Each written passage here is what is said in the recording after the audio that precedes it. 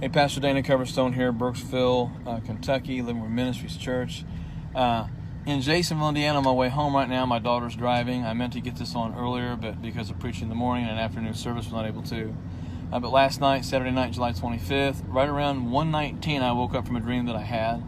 And interestingly enough, Mike Livengood had just texted me an encouraging message all the way from New Zealand. And so he's the guy that told me to prophesy to thousands decades ago, but nonetheless, I woke up to hearing the notification go off, and it was Mike Livengood texting me. And so I took that as a sign after I got up from the dream that definitely it was from the Lord.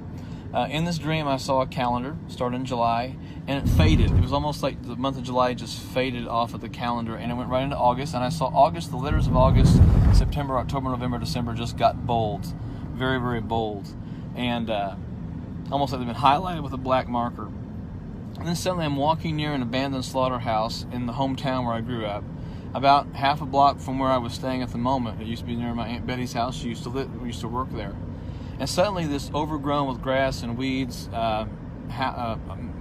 slaughterhouse comes to life. I see smoke coming out of smokestacks. I see movement inside, and I'm watching what's going on. And suddenly I realize that it's demons inside, demons with just ugliness about them.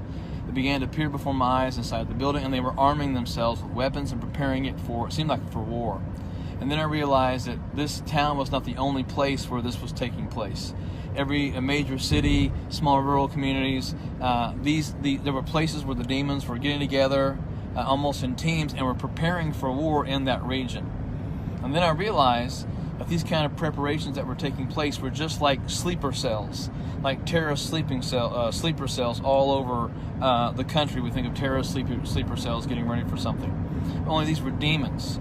And the cities of Minneapolis, Portland, Seattle, Louisville, they were just the opening assaults, and much more was planned by these cells in ways of violence and chaos. And the first volley that I saw was an assault on ministers and Christian leaders in the areas of sexual temptations and accusations. I saw the spirits of lust and pornography being released, relentlessly unleashed on pastors, upon Christian men throughout this country. It was a full frontal staged attack on the minds of Christian men, pastors, and ministers. I saw ministry marriages that were under attack, and the need for those Christian couples to focus on their prayer lives together to defend themselves against these things that were coming. And they were very, very strong spiritual attacks. And then I saw the outline of the nation and smoke rising from what appeared to be outdoor funeral pyres. Think of the Vikings and Native Americans who used to put the bodies up on a funeral pyre and burn it, and it would go into the sky. But here's what I saw. I saw headlines declaring a sudden increase in a nationwide suicide spike, and that included some in Christian leadership. I saw people in ministry who were killing themselves. I saw angry people demanding that the government would fix the problems causing the suicides, which were namely the financial losses, forced evictions, job loss, the depression spikes, drug overdoses, and just rampant increases in abuse, both emotional, sexual, and physical, because of the COVID shutdowns. And then I saw post offices. I saw post offices that were open 2 to 3 days a week, not every day a week, not Monday through Saturday. I saw fields, large fields that were filled with postal trucks, the smaller ones that deliver to your door or to your mailbox, and they were just full of these things.